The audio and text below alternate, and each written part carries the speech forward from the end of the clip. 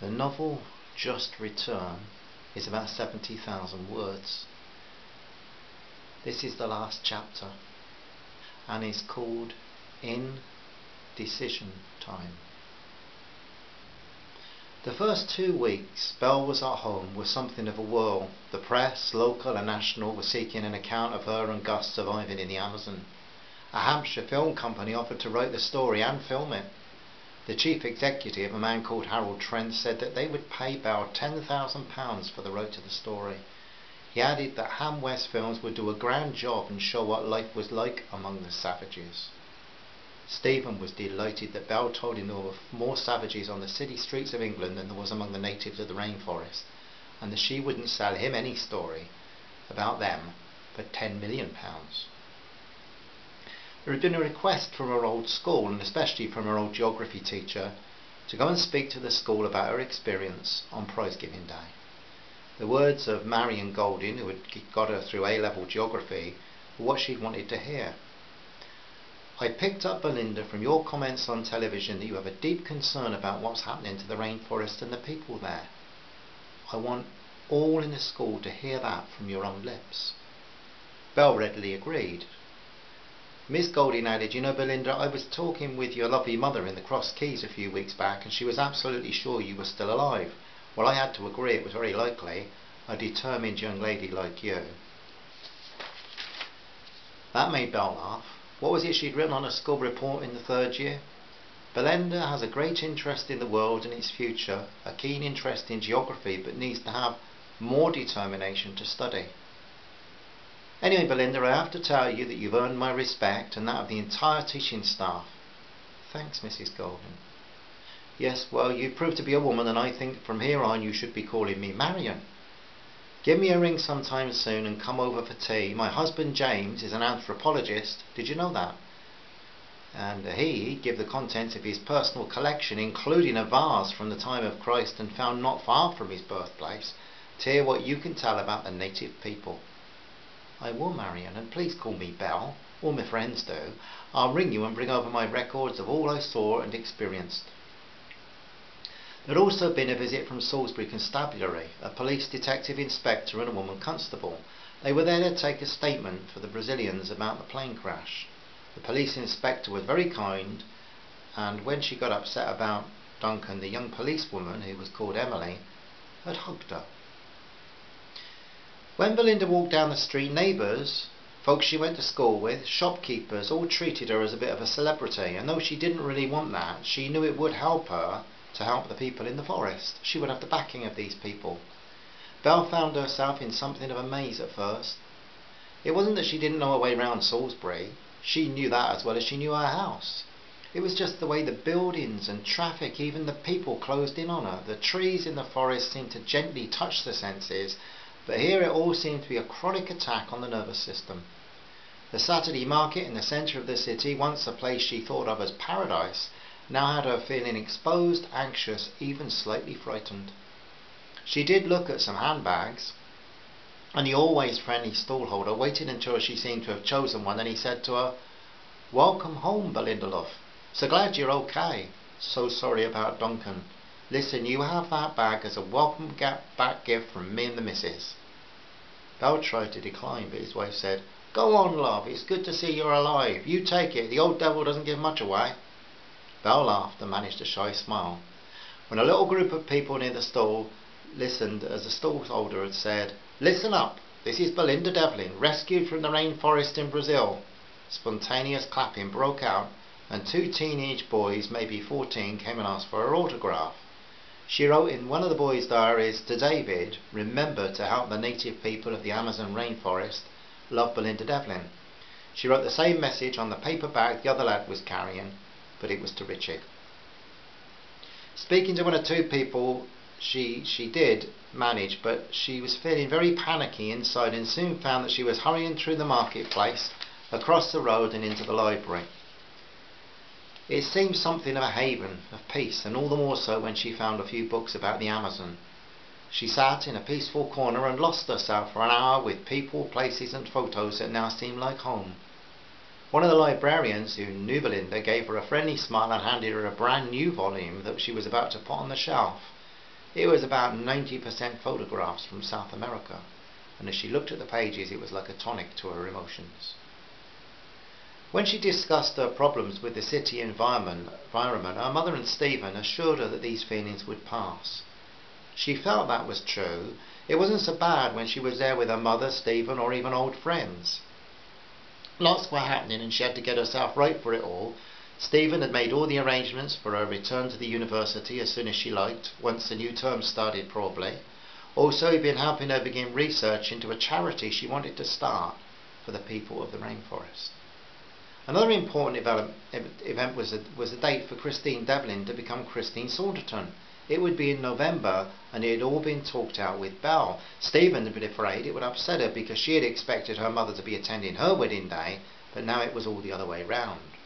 Belle assured them that she would not have a problem, and she just longed to see how they would live in the same house and get anything done, because she said when you two are together, you're like a pair of lovesick statues. It was true, there was a lot of sitting holding hands, gazing into eyes, comfortable silences, and as well as times of intense giggling. Belle liked it though, and knew that both her father and her granddad would have wanted her mother to find such contentment and love. Belle had phoned Gus a couple of times. He seemed very lonely. He was naturally enough avoiding as much publicity as he could. Belle was worried about him, but she was also worried about what to do about him. She had already made one decision. Gus was invited to the wedding, as were Carla and Hermes. She would not do anything until after that. Would she do something then? She had travelled by train to Scotland to see Duncan's parents. It had been a very difficult weekend. They were very good to her, but were so upset by Duncan's death that she felt very guilty that she had already made her mind up that life must go on. She confided in her once-to-be father-in-law, a gentle, wise man, how she felt, and he said that she'd been through so much. Also, she'd done much of her grieving in the wilds of Brazil while they had held on to some hope. When she left, it was with a date set for her next visit, but she left them with a sadder heart than the one she arrived with. On the long journey back home, she kept having flashbacks to the last moments in the plane, holding on to Duncan for grim life. Why, she said out loud at one point, why? So that the elderly couple sitting opposite her asked if she was okay. Yes, she said, I was just dreaming.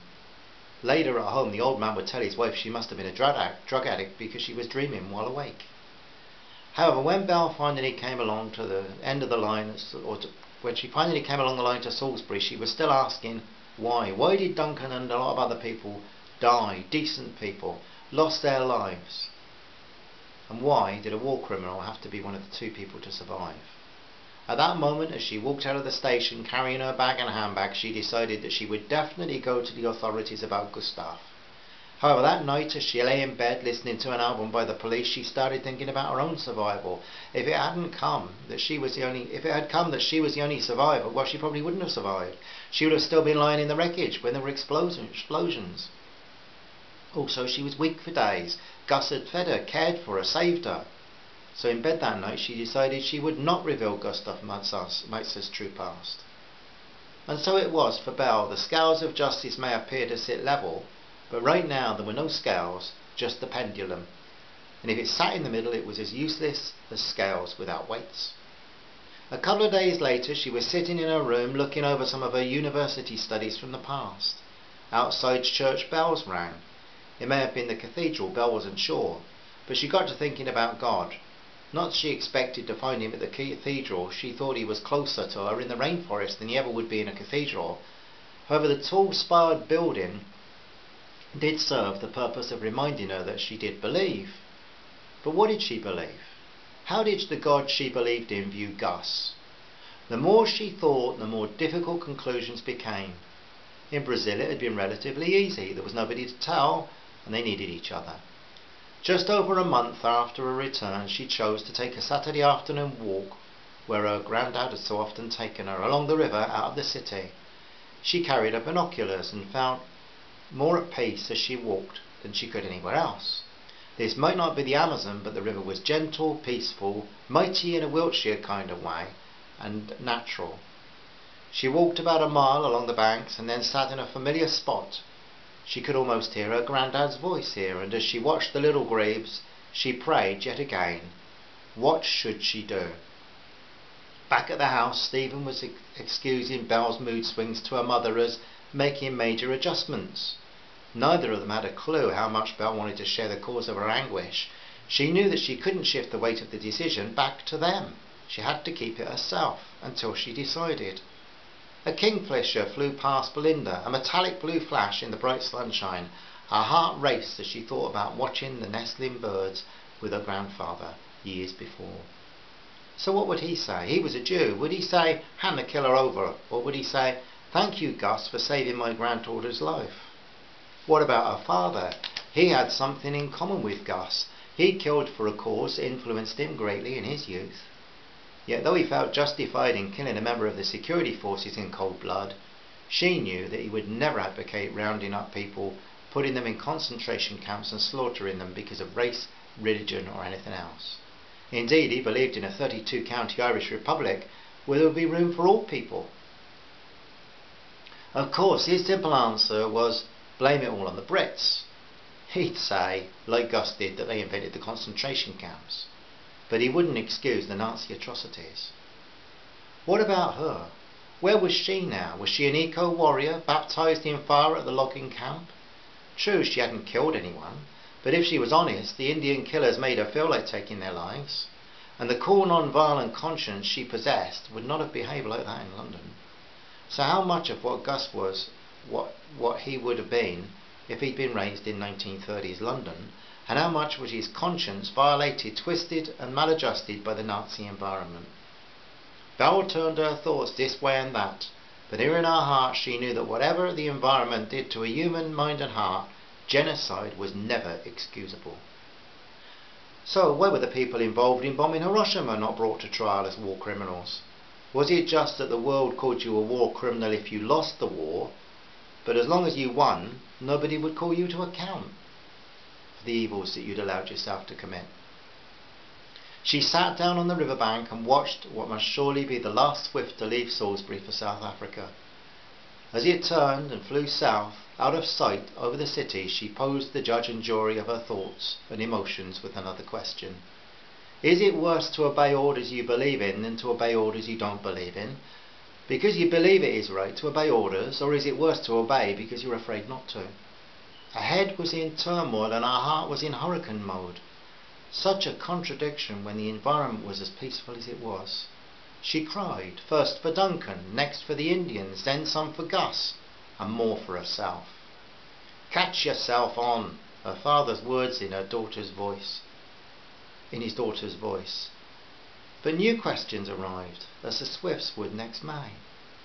So what do you do to report a war criminal? Call in at Salisbury police station, go to the desk and say, good afternoon, officer. I was in a plane crash in Brazil. There was just 2 survivors. I'm one of them. The other one is a Nazi war criminal, and I have his address here on this sheet of paper. He's mostly in, but might be in the Crown and Mitre public house, just near his house, if it's a pleasant evening. As she watched some reeds gently blowing in the slightly late summer breeze, she asked yet again, if he had not saved her life, would she even have an ounce of hesitation? And she had an instant answer to that. But the thing is, he had saved her life. If she had used her life well now, would that make up for at least some of what he had done? Would his kind humanitarian action in the rainforest count for anything?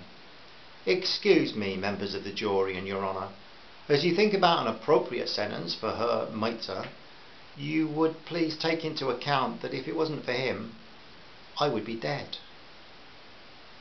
Besides the state of her feelings concerning Gus, there was worry about herself.